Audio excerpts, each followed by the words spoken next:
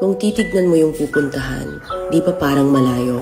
Pero pag lilingunin mo yung pinanggagalingan, malayo ka na. Hindi mo malalaman kung hindi ka susubok. Ang buhay ay isang malaking sugal.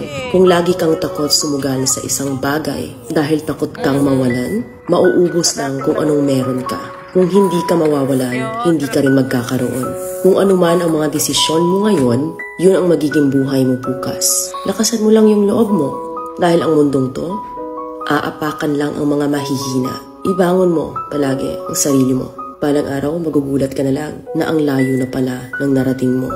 Kahit mabagal ang progress, basta may usad at kumikilos ka, okay na yan. Wala tayong magagawa. Ganyan talaga ang proseso ng buhay. Lahat tayo nakakaranas ng hirap. Hindi natin alam kung hanggang kailan tayo dito sa mundo. Kaya mas piliin mo maging mabuting tao. Ang pinakayaman na maituturing natin sa sarili ay ang ating mga pangarap.